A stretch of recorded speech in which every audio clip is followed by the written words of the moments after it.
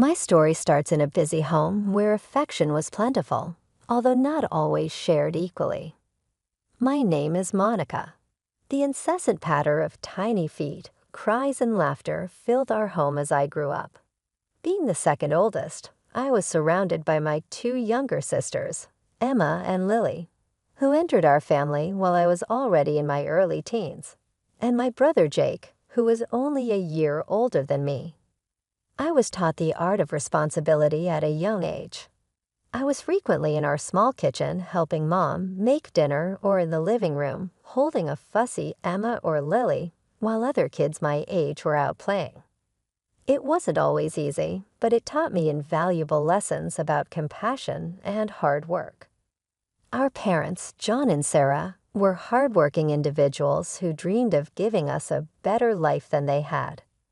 Dad worked long hours at the local factory while Mom juggled part-time jobs and household duties. They weren't rich by any means, but they managed to keep food on the table and a roof over our heads. However, there was an undercurrent in our family dynamics that I couldn't ignore. Jake, my older brother, seemed to hold a special place in our parents' hearts. Jake's the oldest, Dad would say, ruffling his hair affectionately. He's carrying on the family name. That comes with responsibilities and perks. As we grew older, the disparity became more apparent. When it came time for high school graduation, Jake got a car. I got a heartfelt card and a promise that they'd help with college expenses. It wasn't that I was unloved, far from it, but the preference was clear, and it shaped our family dynamics in subtle ways. My sisters, Emma and Lily, looked up to me with adoring eyes. Being significantly younger, they often saw me as a second mother figure. I took this role seriously, determined to be the kind of role model they deserved. As high school drew to a close, I set my sights on college. My parents, true to their word, had set aside money for our education.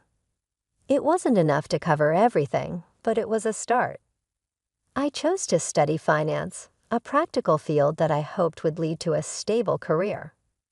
My chosen field of study, finance, proved to be as demanding as I'd anticipated. Long nights in the library became my new normal, but I tackled each assignment with the same determination I'd applied to helping Mom with household chores. Despite the workload, I made sure to call home regularly. Mom would fill me in on the family gossip, Dad would grunt his hellos, and my sisters would fight over the phone to tell me about their days. Jake's updates were less frequent, usually relayed through Mom. He'd started working at a local company, showing little interest in further education.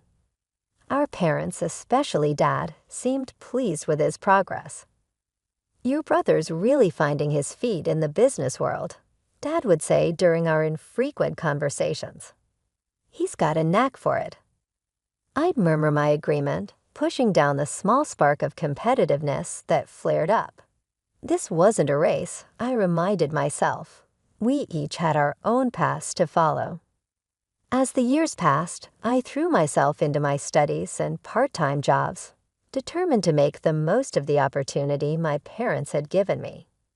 Their financial support, while not covering everything, was a lifeline I was deeply grateful for.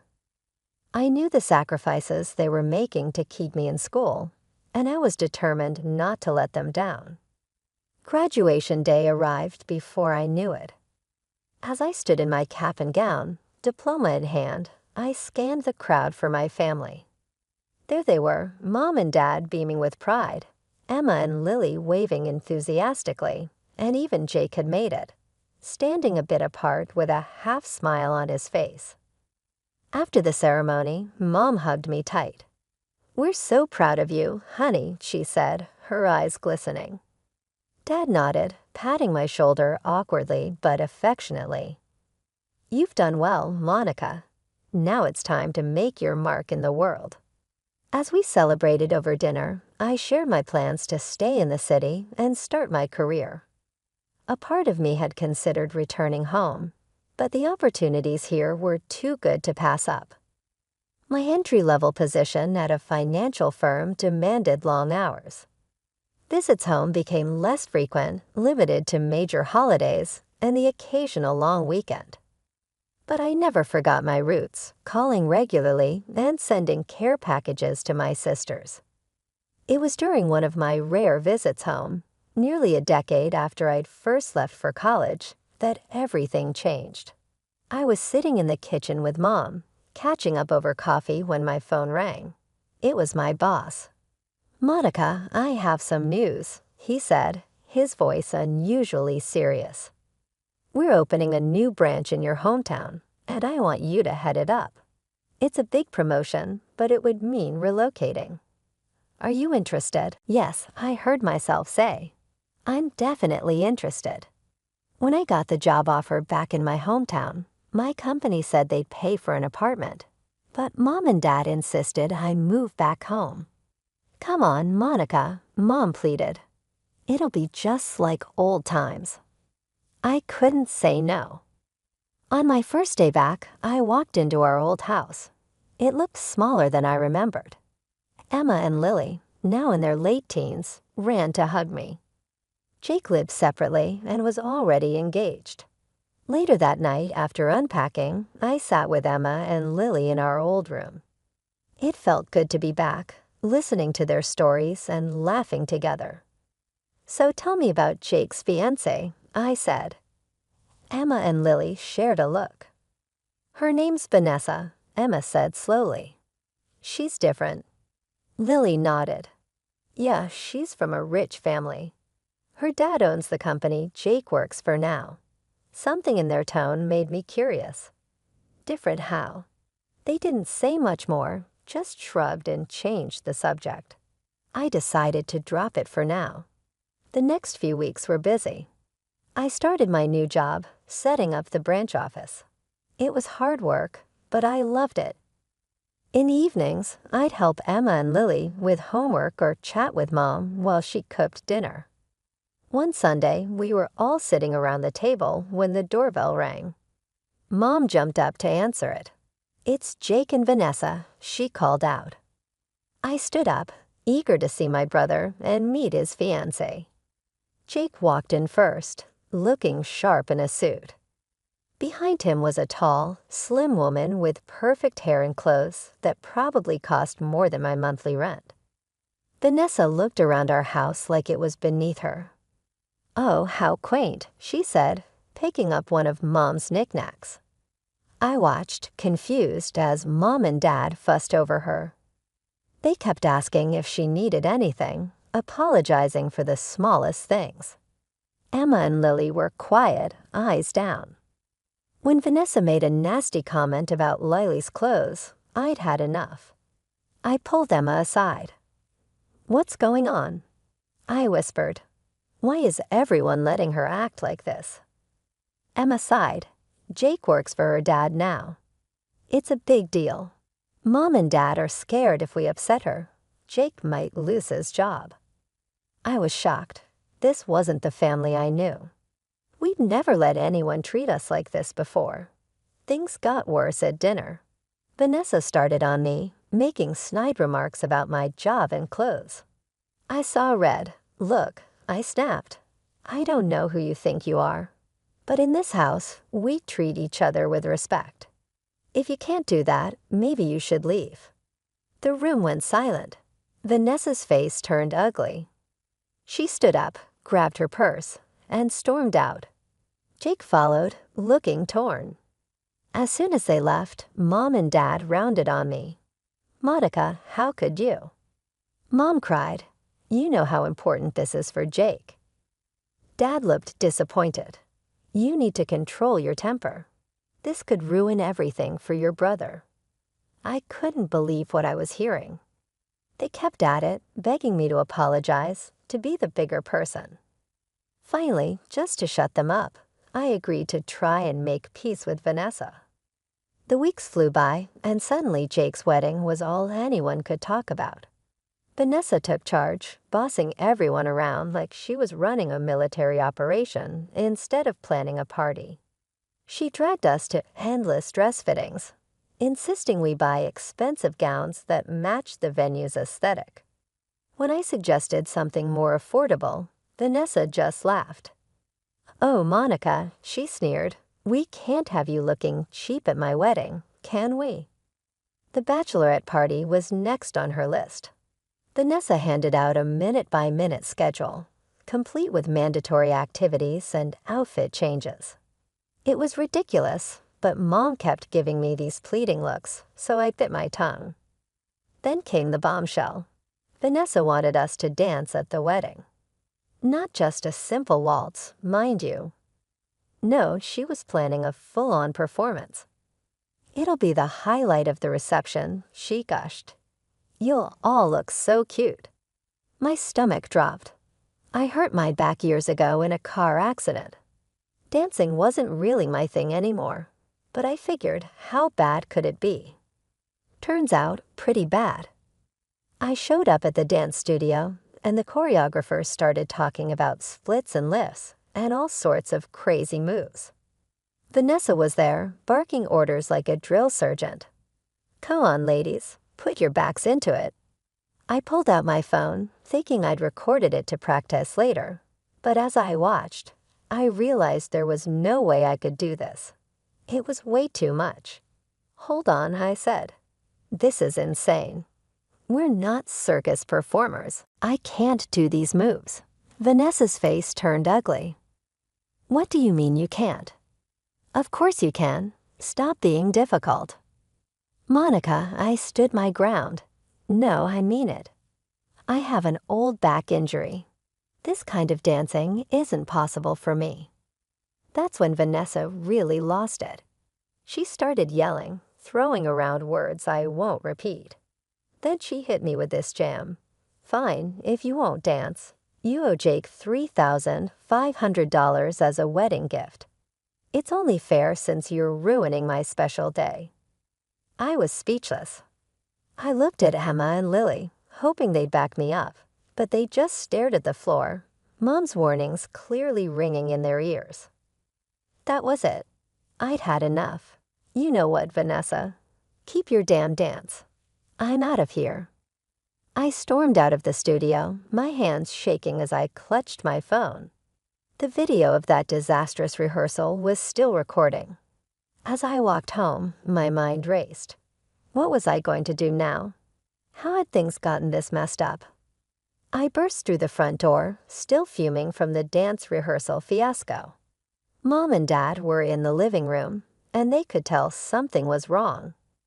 I spilled everything. The impossible dance routine, Vanessa's outrageous behavior, the $3,500 ultimatum. I expected sympathy, maybe even anger on my behalf. What I got was something else entirely. Dad's face turned red. "Monica, how could you? After everything we've talked about, this wedding is so important for Jake's future. You need to apologize to Vanessa right now and agree to do the dance." I couldn't believe what I was hearing. Apologize for what? Having a spine injury? Standing up for myself? Stop being so selfish. Dad shouted, "This isn't about you. It's about Jake's happiness and success." "So my happiness doesn't matter." I shot back, "My health." The argument escalated quickly. Voices were raised, tears were shed. I stood my ground, refusing to capitulate to Vanessa's ridiculous demands. That's when Dad dropped the bomb. "If you can't support your brother and his fiancée, then maybe you shouldn't be here at all." The room went silent. I packed a bag that night, ignoring Mom's half-hearted attempts to smooth things over. The next day, I moved into the apartment my company had originally offered. It was small and empty, but at least it was mine. The wedding came and went. I didn't attend. I couldn't bear the thought of watching my family cower to Vanessa's every whim. I spent that day alone in my apartment, alternating between anger and sadness. A few days later, my phone exploded with notifications. Vanessa had made a post on social media, a long dramatic tale about how I had tried to ruin her perfect day. She painted herself as the victim, me as the jealous, spiteful sister-in-law. The comments were worse. Relatives I hadn't seen in years were suddenly experts on my character, condemning me for my selfish and cruel behavior. Even Emma and Lily liked the post, a betrayal that cut deep. The calls started soon after, aunts, uncles, cousins, all wanting to tell me how disappointed they were, how I should be ashamed of myself. Emma tried to reach out once, send a text saying she missed me, but when I suggested meeting up, she backdilled, saying Vanessa wouldn't like it. I didn't try again after that. I threw myself into my work, hoping to finish the project quickly and leave this town behind. But things kept getting delayed, problems cropping up that required my personal attention. Each extension felt like a twist of the knife. Months passed, and I settled into a lonely routine. Work, home, sleep, repeat. I'd almost gotten used to the silence when my phone rang one night. It was Lily. Monica, her voice was small, trembling. "Can we talk?" We met at a cafe across town, away from prying eyes. Lily looked terrible. Dark circles under her eyes, hair a mess. She burst into tears the moment she saw me. "I'm so sorry, Monica," she sobbed. "You were right about everything." Slowly, the whole story came out. After the wedding, Vanessa had shown her true colors. She'd been ordering Emma and Lily around like servants, making them clean her house, cook meals, do laundry, all without pay. "She says it's our duty as family," Lily said bitterly. "And Jake, he just goes along with it. He sees how she treats us and does nothing." My blood boiled. What about Mom and Dad? Surely they don't approve. Lily's laugh was hollow. "They think it's great. They say we're building character and cementing family bonds. It's like they're brainwashed or something." I couldn't believe what I was hearing. This was worse than I'd imagined. "I'm so sorry I didn't stand up for you before," Lily whispered. "I was scared, we all were.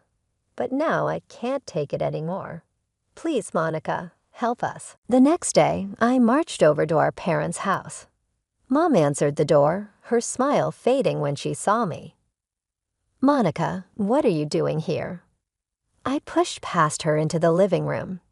Dad was there, looking up from his newspaper with a frown. "We need to talk," I said, "about Vanessa, about how she's treating Emma and Lily." Mom's face hardened. "I don't know what Lily's been telling you, but—" I cut her off. Don't try to deny it. I know everything. How can you let this happen?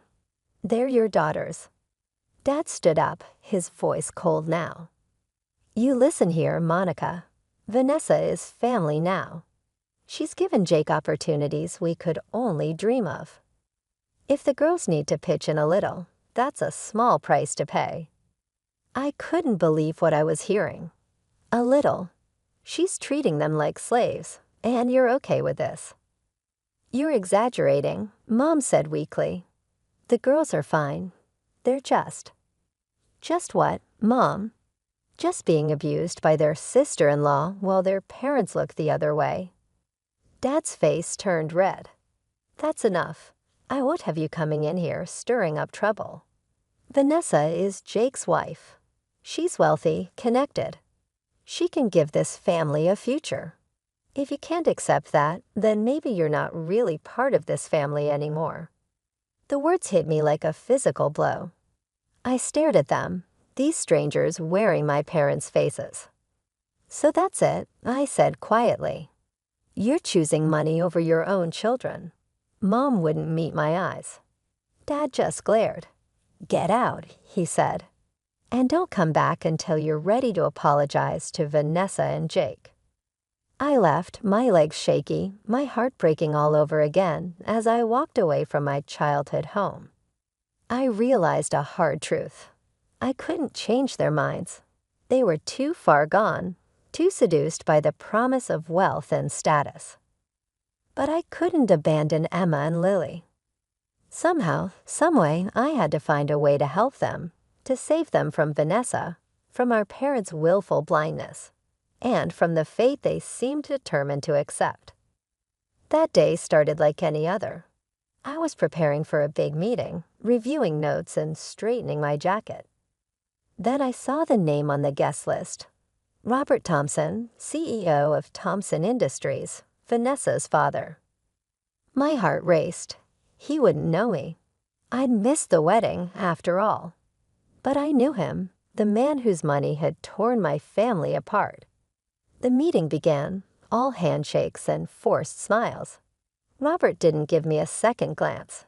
We discussed business, crunched numbers, argued points. Then came the coffee break. I found myself next to Robert, both of us refilling our cups. He started chatting, casual small talk that somehow turned to parenting.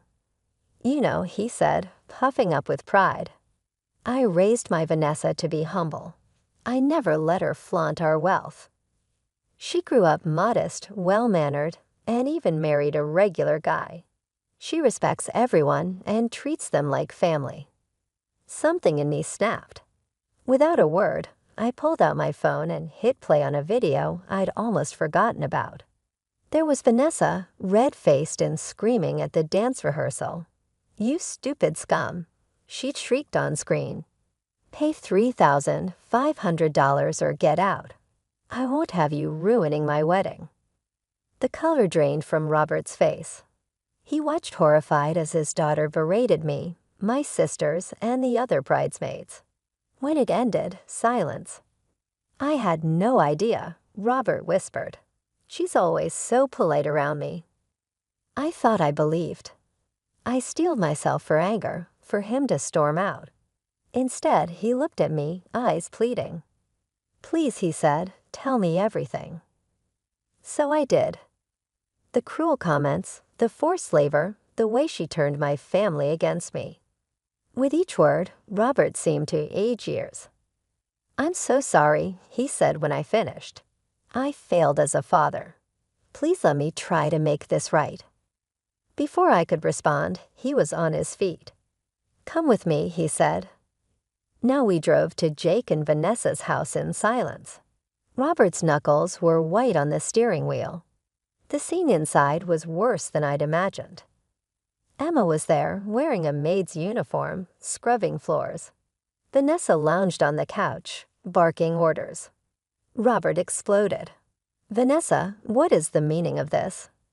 How dare you treat people like this, your own family?" Vanessa's shock turned to anger. She pointed at Emma. "I won't apologize to servants." Robert's face turned purple. "That's it. You're cut off. No more money, no more house.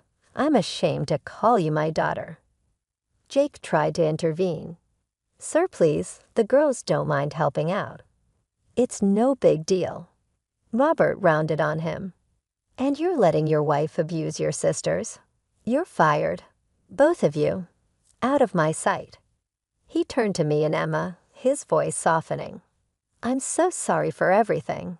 Please let me help make this right." As we left, Vanessa's shrieks faded behind us. I felt a mix of emotions, relief, vindication, but also sadness. This was a Pyrrhic victory at best. The fallout from Robert's intervention was swift and merciless. Instead of seeing reason, my parents doubled down on their support for Jake and Vanessa. They were furious with me, blaming me for ruining Jake's cushy life. "How could you do this to your own brother?" Mom wailed over the phone. "He had everything, and now it's all gone because of you." Dad was even worse. "You've always been jealous of Jake." He spat. "Well, congratulations. You've destroyed this family. Don't bother coming around anymore. You're not welcome here." Their words hurt, but I wasn't surprised. They made their choice long ago, and it wasn't me or my sisters they'd chosen. I threw myself into work, finishing up the project that had kept me in my hometown for so long. The day it was complete, I packed up my apartment and left without looking back. I found a new position in another city, desperate for a fresh start. Months passed. I built a new life, made new friends, and tried to forget the family that had rejected me. But I couldn't stop worrying about Emma and Lily. I'd send texts, but the responses were always short and evasive. Then one rainy night, there was a knock at my door. I opened it to find Emma and Lily, soaked to the bone, suitcases in hand. "Monica," Emma said, her voice breaking, "we need your help." Over cups of hot tea, they told me everything. Jake and Vanessa, broke and jobless, had moved back in with our parents. But instead of humbling them, it had made Vanessa even more tyrannical. "She treats the house like her personal kingdom," Lily explained, "and us. We're just her servants." "Mom and Dad don't do anything," Emma added. "They're so afraid of Jake leaving that they let Vanessa do whatever she wants." My heart broke for them. "Why didn't you tell me sooner?" They exchanged guilty looks. "We were ashamed," Lily admitted, "and scared. Vanessa threatened to make things even worse if we reached out to you. But we couldn't take it anymore," Emma said. "Please, Monica, can we stay with you? Just until we find jobs and our own place." I didn't hesitate. "Of course you can stay as long as you need." It wasn't easy at first. My apartment was small, and we were all adjusting to living together as adults. But slowly, we found our rhythm. I helped them polish their resumes and practiced interview techniques with them. We stayed up late, talking through years of pain and misunderstandings. Weeks turned into months. Emma found a job at a local bookstore, while Lily started taking classes at a nearby community college. They insisted on contributing to rent and groceries, even though I told them it wasn't necessary. One night, as we sat around the dinner table laughing over some silly story, I realized something. Our parents might never come around, and Jake and Vanessa might never change. But that was okay. We had each other, and that was enough. As I looked at my sisters, strong, resilient, finally free to be themselves, I knew we'd be all right. Whatever came next, we'd face it together, as a real family should.